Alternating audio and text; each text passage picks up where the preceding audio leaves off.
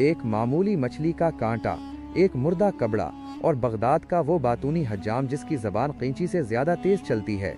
क्या आपने कभी सुना है कि किसी ने ख्वाबों की दुनिया में अपनी दुल्हन को लात मारी हो और हकीकत में अपना सारा कारोबार ही मिट्टी में मिला दिया?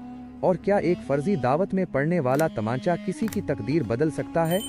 अलिफ लैला की ये वो अजीबो गरीब दास्तान है जहां हमाकत, धोखाधही और किस्मत का वो खेल शुरू होता है जिसने कई बेगुनाहों को फांसी के फंदे तक पहुंचा दिया, मगर फिर एक हैरत अंगेज मोड़ ने सब कुछ बदल कर रख दिया। राम के पांचवें भाई की दास्तान।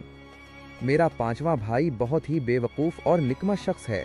अपनी बेवकूफ़ी के बायस इस हाल को पहुंच गया कि अब फ़कीरों की तरह गुजर बसर करता है। बाप के इंतकाल के बाद उसको वर्षे में 100 दिरहम मिले थे। चूँकि उसने इतना रुपया नकद की सूरत में कभी नहीं देखा था, इसलिए वो सोचता रहा कि उस रकम से क्या काम करे। आखिर उसने तिजारत का फैसला करके शीशे का सामान खरीदा और बाजार में बैठ गया। अभी लोगों की आमद व रफ्त शुरू नहीं हुई थी, इसलिए मेरा भाई सोचने लगा कि ये माल कम से कम 100 दिरहम का ज़रूर फ़रोख्त हो जाएगा। उसके बाद मैं फिर थूक माल लाऊंगा और यकीन है कि 400 दिरहम मुझे हासिल हो जाएंगे। इस तरह ख्याली पिलाव बनाते हुए उसने हिसाब 1000 दिरहम तक पहुंचा दिया और सोचा कि जब 10,000 दिरहम जमा हो जाएंगे तो शीशे के बजाय जवाहिरात की दुकान कर लूंगा और मुझे उम्मीद है कि इस तरह बेहिसाब दौलत इकट्ठी हो जाएगी। फिर मैं एक शानदार महल बनवाऊंगा, 1000 बांदियां और गुलाम खरीदूंगा, घोड़े गाड़ियां लूंगा और एक बहुत बड़े अमीर की तरह जिंदगी बसर करूंगा। इस वक्त मेरी दौलत और इमारत का चर्चा तमाम बगदाद में हो जाएगा। फिर मैं वजीर आज़म के यहाँ शादी का पैगाम भेजूंगा। वजीर आज़म बड़े फ़ख्र से इस रिश्ते को मंजूर कर लेंगे। मैं बहुत बड़ी बारात लेकर जाऊंगा। खाने के बाद गुलाम दीनार और दिरहम से भरी हुई थैलियां लाकर मेरे सामने रखेंगे। मैं 10 लाख दीनार वजीर आज़म को पेश करके कहूँगा कि ये आपकी साहिबजादी का हक मोहर है। वजीर आज़म और महफिल में मौजूद लोग मेरी हिम्मत देखकर हैरान रह जाएंगे। आखिर मुकर्ररा वक्त पर काजी साहब निकाह पढ़ाएंगे और मैं दुल्हन को लेकर अपने महल में आऊँगा। इस रोज़ मेरा महल दुल्हन की तरह सजा हुआ होगा और हज़ारों फानूस रोशन होंगे। गुलाम चमकदार लिबास पहने हुए इधर उधर फिर रहे होंगे। कनीज़ों के कपड़े देखकर बड़े लोगों की ख़वातीन शर्मिंदा हो जाएंगी। मेरी दुल्हन अपने हुस्नो जमाल में बेमिसाल होगी। दूर दूर तक मशहूर होगा कि ऐसा खुशनसीब शख्स आज तक नहीं देखा जिसकी बीवी हूरों और परियों को मात देती है। जिस वक्त मैं ख्वाबगाह में दाखिल होऊंगा तो अपनी बीवी की तरफ तवज्जो नहीं दूंगा। आखिर इंतज़ार से तंग आकर वो खुद हाथ बांधकर मेरे सामने खड़ी हो जाएगी। मैं सिर्फ एक नज़र डालूंगा और फिर मुंह फेर लूंगा। कनीज़ें मेरी बेरुखी देखकर समझेंगी कि शायद दुल्हन की सजावट में कमी रह गई है और दुल्हन को ले जाएंगी। सिंगार करने वाली औरतें उसे फिर संवारेंगी। नया लिबास बदला जाएगा। इस दौरान मैं भी दूसरे कपड़े पहन लूंगा। दुल्हन आकर बैठेगी, लेकिन मैं फिर भी तवज्जो नहीं दूंगा। वो मेरी मिन्नतें करेगी, लेकिन मैं नज़र तक न उठाऊंगा और मुंह फेर कर सो जाऊंगा। मेरे ससुर और सास आकर मेरी खुशामद करेंगे और कहेंगे कि कनीज़ से क्या गुस्ताखी हो गई जो आप नाराज़ हैं। हमें यकीन है कि वो ज़िंदगी भर हुक्म की नाफरमानी नहीं करेगी। आप इस तरह उसको अपनी नज़रों से न गिराएं। फिर वो सब हाथ बांध कर मेरे सामने खड़े हो जाएंगे और दुल्हन को हुक्म देंगे कि जाम भर कर पेश करो। वो शराब का जाम लाएगी, मैं रुख फेर लूँगा। वो मेरे कदमों में बैठकर जाम मेरे मुंह से लगाएगी और मैं गुस्से की हालत में उसके मुंह पर थप्पड़ मारकर एक लात मारूंगा। वो दूर जा गिरेगी। अमीरुल मोमिनीन। जिस वक्त मेरा भाई ये फजूल बातें कर रहा था, एक राहगीर खड़ा होकर सुनने लगा। जिस वक्त गुस्से में आकर मेरे भाई ने लात और थप्पड़ मारा तो थप्पड़ अपने गाल पर और लात शीशे के बर्तनों पर पड़ी और तमाम बर्तन गिरकर टुकड़े टुकड़े हो गए। राहगीर हंस पड़ा और कहने लगा कि अगर मैं वक्त का हाकिम होता तो ऐसी हसीन खूबसूरत दुल्हन की नाकदरी की सज़ा में तेरी नंगी पीठ पर 100 कोड़े लगवाता और शहर से निकाल देता। मेरा भाई अपना नुकसान देखकर रोने लगा। रास्ते में चलते बहुत से आदमी जमा हो गए और पूछने लगे कि क्या हुआ। जो राहगीर खड़ा था उसने तमाम वाक़या सुनाया। लोग मेरे भाई का मजाक उड़ाने लगे और अजीब अजीब जुमले किसने लगे। हाज़रीन में एक अमीर औरत भी थी। उसको मेरे भाई की हालत पर रहम आया और 500 दिरहम देकर कहा कि जाओ घर सुकून से बैठो। मेरा भाई 500 दिरहम पाकर खुश खुश चला आया और घर का दरवाज़ा बंद करके बैठ गया। थोड़ी देर बाद किसी ने दरवाज़ा खटखटाया। उसने उठकर दरवाज़ा खोला तो देखा कि एक बुढ़िया तस्बीह लिए खड़ी है। वो मेरे भाई से कहने लगी کہ मुझे नमाज के लिए देर हो रही है, अगर इजाज़त दो तो मैं 4 फर्ज पढ़ लूँ। मेरे भाई ने कहा, बड़े शौक से पढ़िए। बुढ़िया अंदर आई और वज़ू करके नमाज पढ़ने लगी। नमाज से फारिग होकर बुढ़िया चलने लगी तो मेरे भाई ने उसको 2 दिनार पेश किए। उसने इनकार किया और कहने लगी कि मेरी मालका बहुत कुछ देती है बेटा, बात बताने की नहीं, लेकिन मेरी मालका ऐश पसंद है और मैं उसकी राजदार हूँ, इसलिए रुपए पैसे की मुझे कमी नहीं है। मेरे बेवकूफ़ भाई ने कहा कि क्या आपकी मालका तक मेरी रसाई नहीं हो सकती? बुढ़िया ने कहा, क्यों नहीं, अगर तुम्हारे पास कुछ दीनार हैं तो मैं तुम्हें उसी वक्त मिला सकती हूँ। रात वहीं गुजारो और सुबह को घर चले जाओ। मेरा भाई फौरन तैयार हो गया। वो अमीर औरत के दिए हुए 500 दीनार की थैली कमर में बांधकर बुढ़िया के साथ चला गया। कई मुड़े हुए रास्तों से गुजरकर वो दोनों एक बड़े मकान के दरवाजे पर पहुंचे। बुढ़िया ने 3 बार दरवाज़ा खटखटाया। थोड़ी देर में दरवाज़ा खुल गया। बुढ़िया मेरे भाई को लेकर एक सजे हुए कमरे में आई और उसको वहां बिठाकर बाहर चली गई। थोड़ी देर बाद एक खूबसूरत जवान औरत अंदर आई और मेरे भाई के पास बैठ गई। थोड़ी देर तक प्यारो मोहब्बत की बातें होती रहें। फिर वो कहने लगी कि आओ दूसरे कमरे में चलें, ये तन्हाई की मुलाकात के लिए मुनासिब जगह नहीं है। मेरा भाई इसके साथ दूसरे कमरे में चला गया। वहां पहुंचकर उसने कहा कि तुम बैठो, मैं कुछ शराब ले आऊं। वो बाहर गई ही थी कि दूसरे दरवाजे से एक हबशी नंगी तलवार लिए दाखिल हुआ और मेरे भाई पर हमला कर दिया। कई गहरे जख्म खाकर वो गिर गया। हबशी ने तमाम दीनार छीन लिए और चला गया। इसके बाद एक कनीज आई और मेरे भाई के जख्मों पर नमक छिड़ककर एक तंगो तारीक कोठरी में डाल गई। की कुदरत से उसमें कुछ जान बाकी थी और वो नमक जो तकलीफ देने के लिए डाला गया था इलाज साबित हुआ। 2 रोज बाद मेरे भाई की हालत इस काबिल हो गई कि वो मौका देखकर वहां से निकल भागा और सीधा मेरे पास आया। मैंने बड़ी मेहनत से उसके जख्मों का इलाज किया और वो खुदा के फजल से तंदुरुस्त हो गया। जब कुछ ताकत आ गई तो वो इस बुढ़िया से बदला लेने को तैयार हुआ।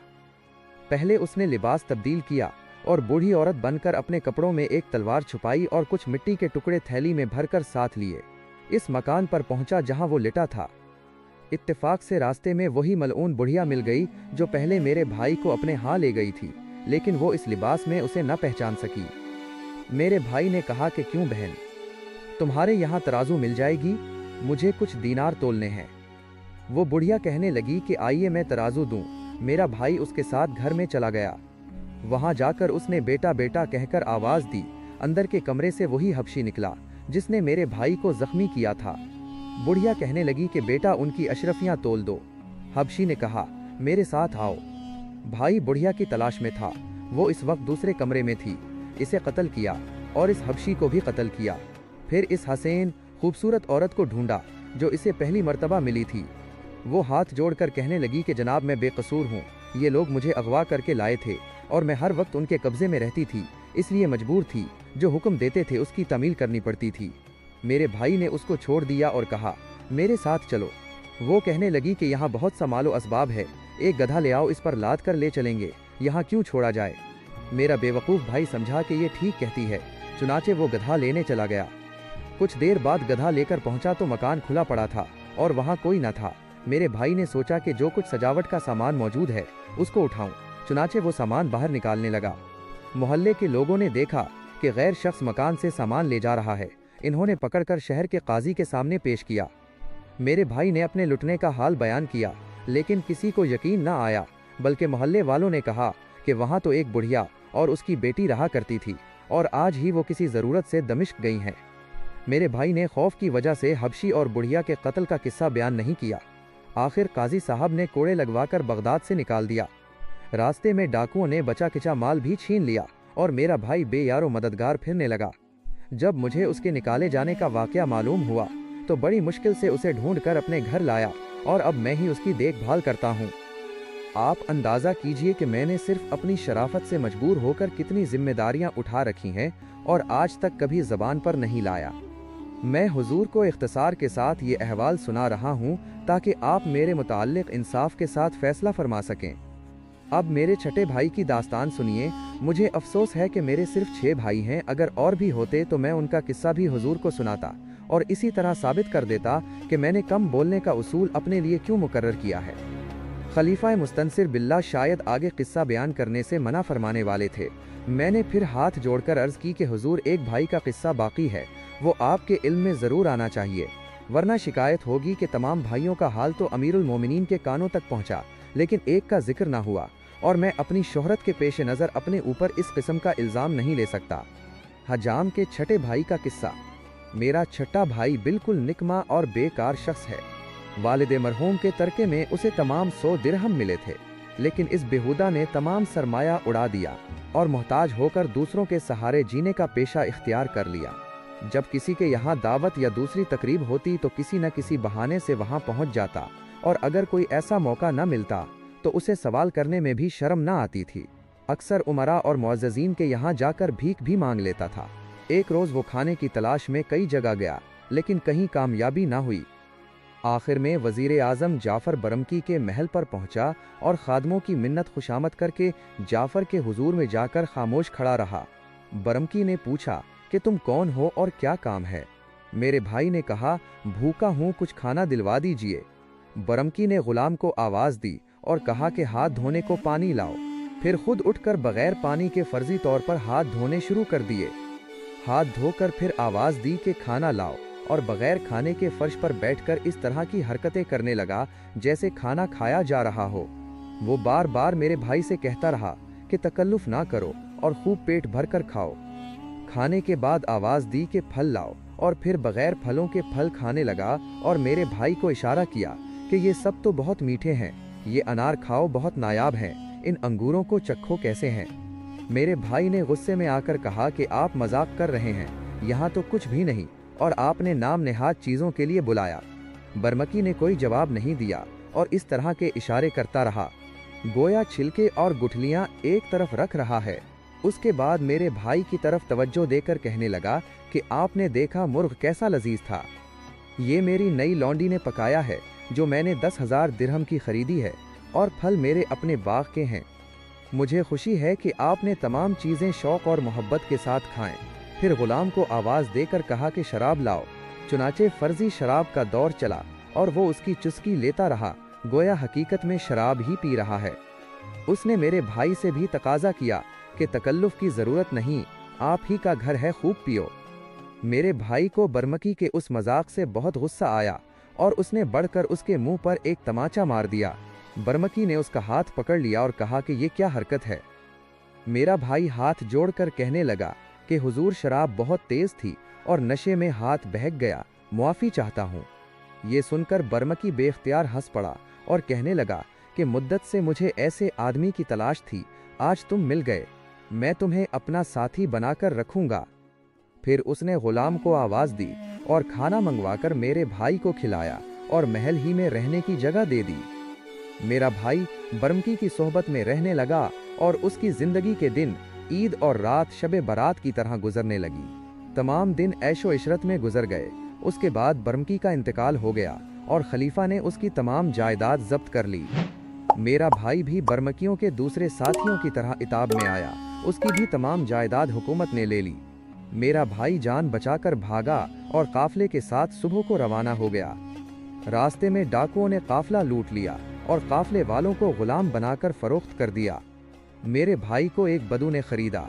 वो बड़ा जालिम था और छोटे छोटे कसूर पर बड़ी सख्त सजा देता था, लेकिन बद्दू की बीवी उसकी हौसला अफजाई करती थी। चंद रोज़ बाद मेरे भाई ने महसूस किया कि बद्दू की बीवी मुझे दूसरी नज़रों से देखती है और ताल्लुकात चाहती है। मेरा भाई पारसा तो न था, लेकिन बद्दू का खौफ इस कदर गालिब था कि उस औरत के तमाम इशारों को नज़रअंदाज कर जाता। बदकिस्मती से एक दिन औरत ने कोई इशारा किया और मेरा भाई भी मुस्कुरा दिया। बद्दू ने देख लिया। उसने पहले तो इतना मारा कि खुद थक गया और फिर मेरे भाई के दोनों कान काट कर एक जंगल में छोड़ दिया। कुछ दिन बाद जब जख्म भर गए तो मेरा भाई सड़क के किनारे बैठकर भीख मांगने लगा। खबर हुई तो मैं उसके पास पहुंचा और उसको अपने पास लाकर रखा और अब तक वो मेरे पास है। बस अमीरुल मोमिनीन, ये मेरे भाइयों के हालात हैं। खलीफा बहुत हंसे और फिर बहुत इनाम व इकराम देकर हुक्म दिया कि तुम फौरन बगदाद छोड़ दो, क्योंकि शोहरत के पेश नज़र यहाँ तुम्हें ख़तरा है, और हुक्म दिया कि अगर तुम बाद में बगदाद में देखे गए तो मजबूरन तुम्हें कैद करना पड़ेगा। चुनाचे मैं बगदाद छोड़कर बाहर चला गया। इसके बाद मैंने सुना कि खलीफा का इंतकाल हो गया तो फिर बगदाद आ गया, और उसी ज़माने में मुझे इस नौजवान की खिदमत का मौका मिला जो इस वक्त मेरे मुताल्लिक़ आपसे शिकायत कर रहा है। मुझे ताज्जुब है कि दुनिया से नेकी ख़त्म होती जा रही है और नेकी के बदले बदनामी हाथ आती है। मैं आप हजरात पर ही इंसाफ छोड़ता हूँ। गौर कीजिए, अगर इस मौके पर मैं उस नौजवान की मदद न करता तो इसका क्या अंजाम होता। दर्जी ने यह किस्सा बयान करके शाह काशगर से अर्ज किया कि हुजूर, हिजाम की ये फजूल बातें सुनकर हमें यकीन हो गया कि गरीब नौजवान सही कहता है और इतना बेवकूफ़ शख्स शायद आस पास न होगा जैसा कि ये हिजाम है। इस दावत से फारिग होकर मैं अपनी दुकान पर गया। शाम को ये कबड़ा वहाँ आया और गाना बजाने लगा। मैंने उसे अपने घर बुलाया, ये तैयार हो गया। उस रोज़ हमारे यहाँ मछली पक्की थी। उसने भूख की वजह से जल्दी जल्दी खानी शुरू की और एक कांटा उसके हल्क में अटक गया। मैंने बहुत कोशिश की कि उसको निकालूं, लेकिन कामयाबी ना हुई और ये कबड़ा मर गया।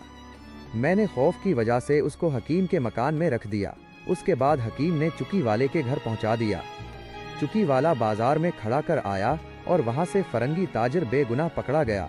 बाकी वाकयात हुजूर के इल्म में हैं। बादशाह ने दर्जी की कहानी सुनकर कहा कि बेशक तुम्हारा किस्सा इस कबड़े के वाकयात से ज्यादा अजीब है और मैं तुमको माफ़ करता हूँ, लेकिन मैं इस हज्जाम को ज़रूर देखना चाहता हूँ जो दर हकीकत तुम्हारी सबकी माफ़ी का असल सबब है। उसी वक्त सिपाही गए और तलाश करके हजाम को लाए। दर्जी ने हजाम को बताया कि वो क्यों बुलाया गया है और उस कबड़े का किस्सा सुनाया। हजाम बोला कि मैं भी इस कबड़े को देखना चाहता हूँ। बादशाह ने इजाज़त दे दी। हजाम कबड़े की लाश के करीब बैठ गया और उसको खूब हिलाकर देखा। उसके बाद इतना हंसा कि दरबार के आदाब भी भूल गया। बादशाह ने वजह पूछी तो बोला, हुजूर, उसके बदले में इतने आदमियों का कत्ल फरमा रहे हैं, हालांकि ये कम बख्त कबड़ा जिंदा है। मैं अभी आपके सामने इसका इलाज करता हूँ। चुनाचे हजाम ने पहले तो उसकी गर्दन और सीने की मालिश की, फिर एक चिमटी से उसके हल्क से कांटा निकालकर सबको दिखाया। उसके बाद एक दो कतरे पानी उसके हल्क में डाले। चंद ही लम्हों में कबड़ा उठकर बैठ गया। बादशाह देखकर बहुत खुश हुआ और सबको इनामो इकराम देकर रुखसत कर दिया। जब ये कहानी खत्म हुई तो दीनारजाद देर तक तारीफ करती रही। इस वक्त सुबह हो चुकी थी। शहरजाद ने कहा कि अगर बादशाह ने मंजूर किया और मैं जिंदा रही तो कुल अबुल हसन इब्ने बका और शमसुन नहार कनीज खलीफा हारून रशीद की दास्तान सुनाऊंगी जो इससे भी अजीब है। बादशाह ने अपने दिल में फैसला कर लिया कि आज भी उसको कत्ल नहीं करूंगा और अबुल हसन का किस्सा सुनूंगा।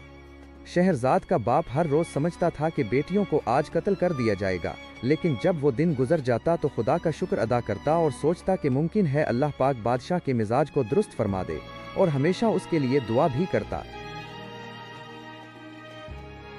प्यारे सामीन किराम, स्टोरी के अगले हिस्से को सुनने के लिए हमारे चैनल के साथ जुड़े रहें। अगर आपको हमारी वीडियो पसंद आई है तो इसको ज़रूर लाइक और शेयर कीजिए। मिलते हैं अगली वीडियो में, तब तक के लिए अस्सलामु अलैकुम वरहमतुल्लाह।